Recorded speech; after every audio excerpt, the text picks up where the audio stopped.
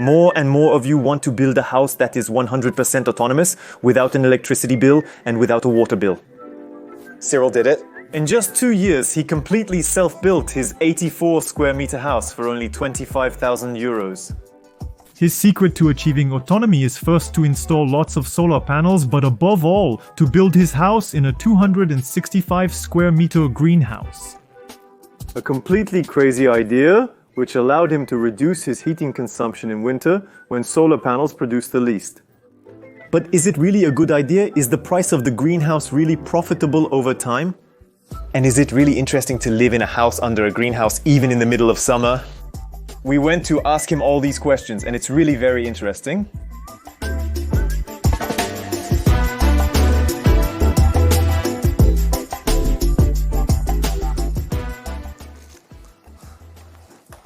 Ah yes, you can immediately feel the difference there. It's about 8 degrees outside, while inside the house it's around 20 degrees. We're already indoors. Almost. Indeed, in this greenhouse, the goal was to be frost-free. Even if it's -5, -8 degrees outside, for example, what we want inside is at least 8 degrees, 10 degrees in the greenhouse at a minimum. Even on a gray day like today, the greenhouse effect still works effectively. So for us, winter is really perfect. So the greenhouse is 265 square meters. It is insulated at the bottom, and then it's double glazing on all the vertical parts, and on the roof it's corrugated polycarbonate. Okay, and so why? That's the question everyone is asking. Why did you put your house in a greenhouse? What was it, the big advantage? To be autonomous. What's difficult is also the energy to heat yourself. And so as a result, to limit the calories necessary for that, we decided to put ourselves under a greenhouse to do like the airships, actually a bit of a thermal envelope. And thanks to that, as a result, it reduces our energy needs for heating. However, we immediately think that in summer, you must be dying of heat under a greenhouse, just like in winter. How do you make sure it doesn't get 60 degrees in there? Well, that's true. That's a question that comes up very often. In the summer, it must be an oven in there. And of course, if we had left it as is, that would be the case. Fortunately, we thought about it. We addressed these problems. We put different solutions in place. The main one will be anti-heat veils. There is also the system of Canadian wells, which blows into the greenhouse and into the house. Canadian wells or Provençal wells are a type of water source. They are... That's it. In that sense, it's Provençal, indeed. To cool the temperature in the greenhouse and in the house. And what's the principle of the Provençal well? So, in fact, the principle is to capture outside air, pass it through pipes that go 2 or 3 meters deep under the ground. Like that, it's going to cool the air that passes through it. And then we blow it into the greenhouse or into the house. It allows to cool down. Actually, it's that. And then we have another ventilation system that extracts the air that is in the greenhouse. That is to say, we remove the hot air from the greenhouse and blow in cold air from Canadian wells. But in addition to all this, you also have big doors. We see everywhere to ventilate. That's it. We have big doors on each side. Like this, the wind goes through. And really, it gives an additional freshness effect. But is it really cost effective as a construction? Because, okay, you're self-sufficient in heating. You don't really have a heating bill every year and all that. The greenhouse must have been very expensive to construct. So indeed, if it had been a new greenhouse to build, that would have been quite expensive. So to overcome that, for a year I worked on material recovery. And so to do this, the entire structure of the greenhouse was dismantled from a hanger of cows from a local farmer. All the bay windows, none of them were paid for since it's all just reclaimed as well. It was just construction mistakes, things like that, which people were getting rid of. So I collected everything for a year, and that's what made up the majority of the greenhouse's cost. So it cost you nothing since you reused everything. Well, no, I still had to pay for some things. For example, some wood to make the window frames, the polycarbonate used for the roof, and the large doors as well. And you got, for how much approximately? In total, the greenhouse cost 16,000 euros, as the insulation and recovery materials were the same, used to complete it. In total, the greenhouse expenses amounted to 16,000 euros. If you had to start everything from scratch and someone wanted to embark on the same project as you, but lacked the patience to recover everything, it would be challenging. Needs to do it. I think there you can be sure. On a price of the order of 150,000 euros, 160,000 euros, I think. The greenhouse construction costs 160,000, which is 10 times more expensive than the initial 16,000 estimate. The question of profitability will come up. We'll revisit it briefly at the end of the video. Is it really profitable to live under a greenhouse? Because you have the cost of the greenhouse, you save on heating, But that's it. but we might revisit all this after visiting, therefore, this magnificent 84 square meter house that you've built in the greenhouse. And we're going to see right away if that It's okay, well then let's go.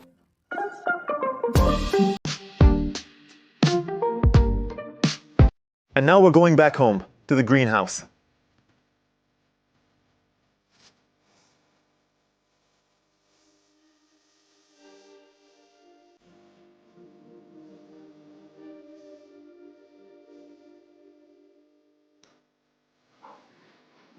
There you go, welcome to the house.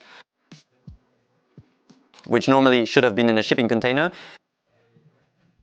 but due to COVID and difficulties. Setup.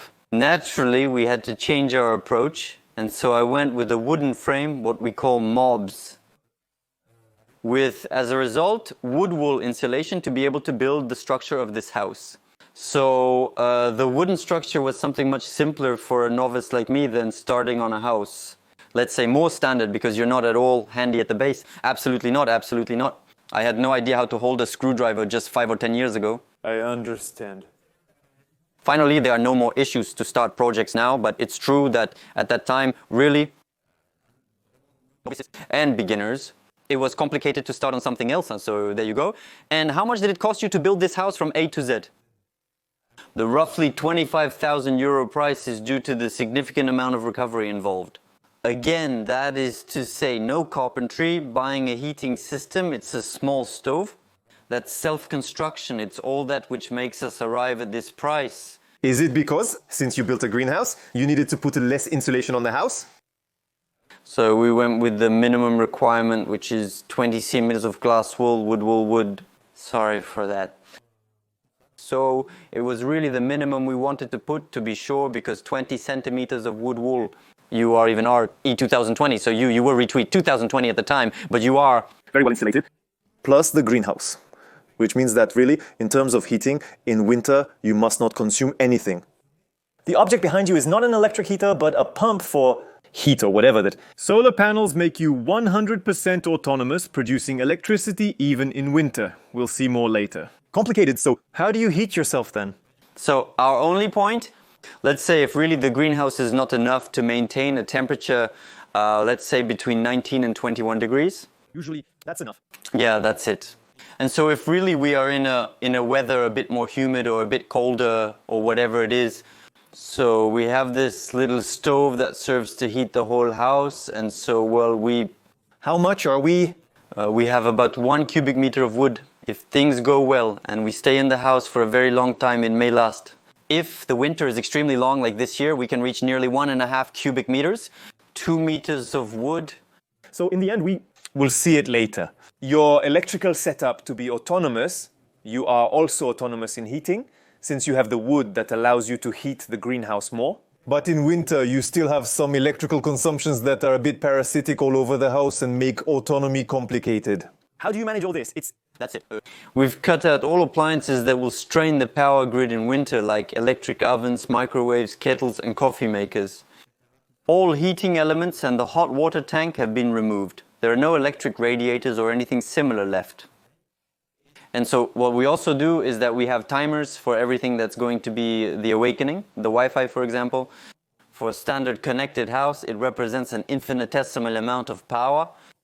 However, for us who are autonomous in winter, even the few tens of watts that it will consume times 10 hours, times 24 hours or whatever, it represents for us sometimes a daily production.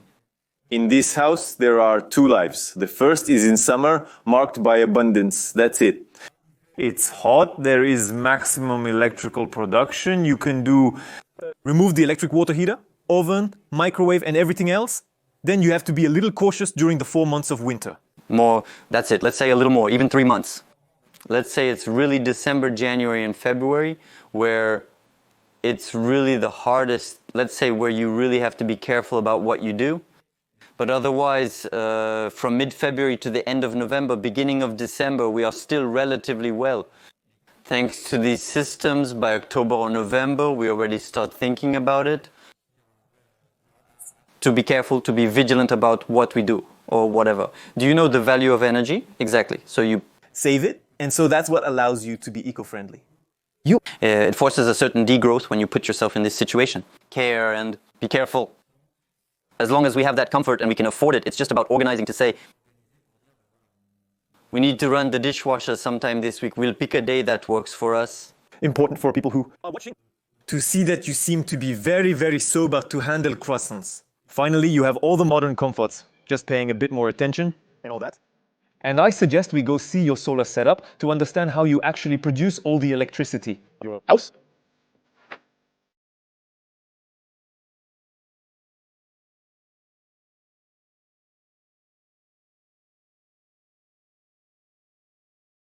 You mentioned earlier that you're completely energy independent, not connected to the grid, and most of your production is done right here. Can you introduce us to your system a bit? That's right. All the electricity in the house is produced with the 12 solar panels that are there. They produce 400 watts peak each. That makes an installation of 4.8 kilowatts peak. Then all of this is sent to an inverter that is located in the house. And it in turn makes the connection with the house for the electricity we consume. And then a battery storage that is equivalent to 9.6 kilowatts. Okay, and was it really profitable to be 100% autonomous compared to connecting to the grid? So compared to a new house, having the installation, opening a meter, even the console, etc. It's true that in 3 or 4 years we are profitable compared to another house, a new construction. Yes, because if you had to have it connected by NEDs, it was 3,000 to 4,000 euros. You told me? How much is the installation? The installation there costs 8,000 euros. There you go! So Finally, it's just 4,000 euros more. than if you were connected to the network, right? And it pays for itself in 3 to 4 years. Exactly, with the benefits, indeed. And in case of a network outage, in case of a storm or whatever, we are the official electricity suppliers in the village. We would need a few more panels for... Making a face, that's true. You're not only energy independent, but also water independent. With large rainwater harvesting tanks? That's right. And I suggest we go see that right away. Okay, let's go.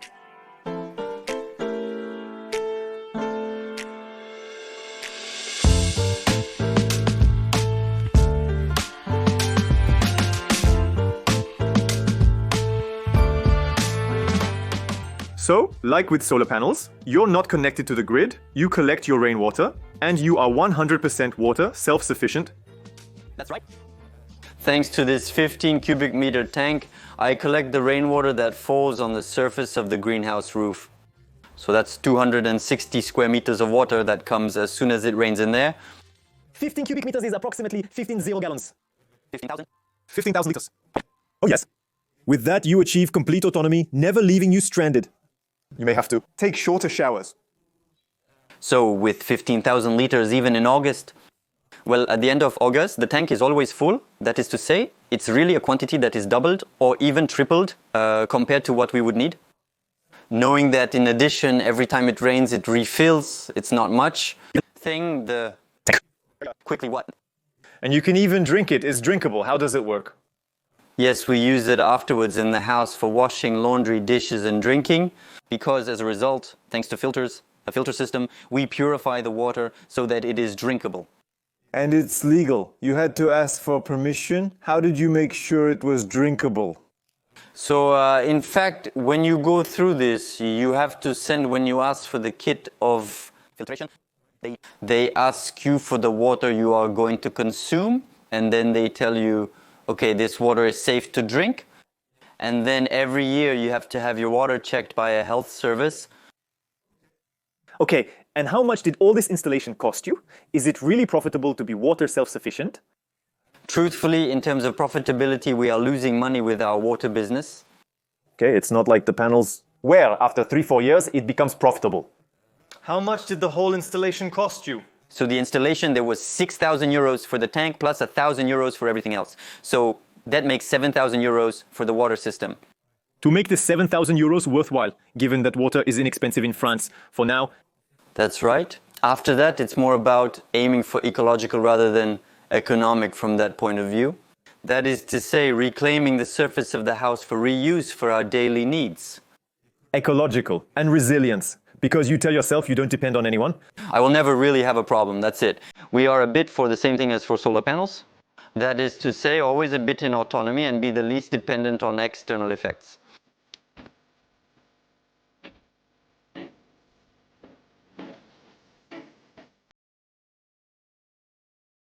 Let's now take stock of this whole house. How much did it cost you in total? The house cost a total of 71,000 euros.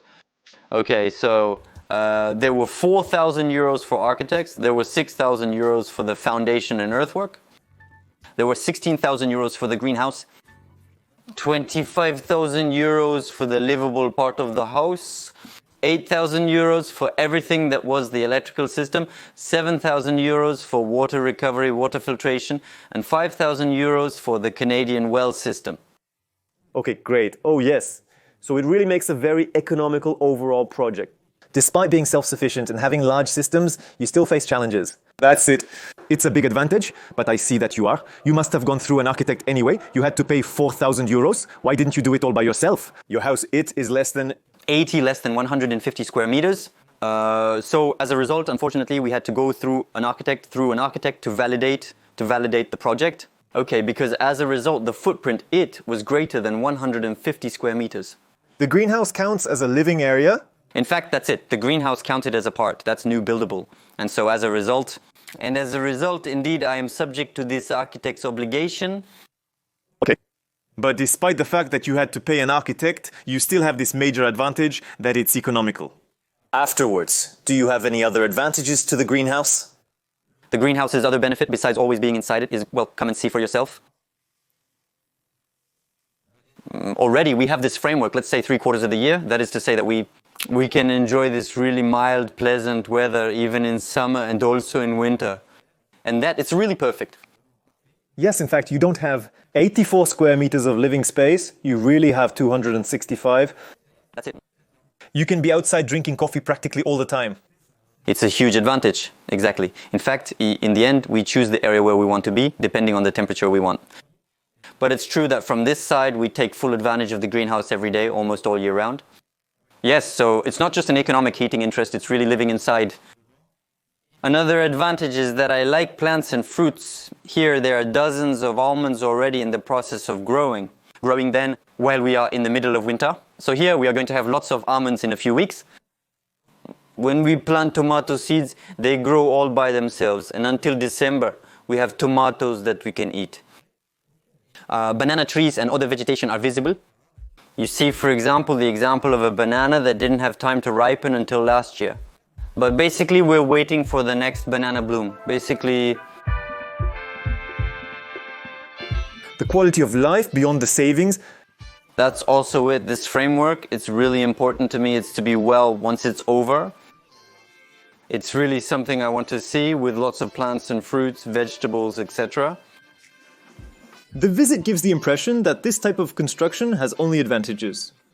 Do you advise others to do like you, a house under a greenhouse, or are there disadvantages that must still be taken into account? So the two major disadvantages, it was already to go through an architect to be able to validate the project. Since then, because of the surface of buildable area, and then as a result from a tax perspective as well, property taxes, the area being larger, the taxes are also. Administratively, there's a bit of inconvenience. And in terms of construction, would you recommend this to people? Is it really cost effective? Let's say to live in this type of house. It has been profitable and made me happy. I certainly wouldn't change it for anything in the world. The reason why it would be profitable, it's the fact of going through self-construction. And above all, a lot of recovery. I admit that if we ever had to start with a new greenhouse, it would be very difficult to become profitable in terms of heating, in terms of gain. Ultimately, you wouldn't start this project if everything had to be done from scratch. That's also it from an ecological point of view, from a point of view. It would really be economical too. It would really be too much for me. So there you have it. That's why I left on that idea. It was really because of that super... Well, listen. Thank you for everything, with pleasure. I hope you had a... I had a great time here. I'm thrilled to have seen this kind of house. This is one of the first instances where people have been observed acting completely autonomously. The greenhouse is largely responsible for this, which should make a great video. People are going to like it. Thank you for everything. See you next time, Julian Malara. Good luck.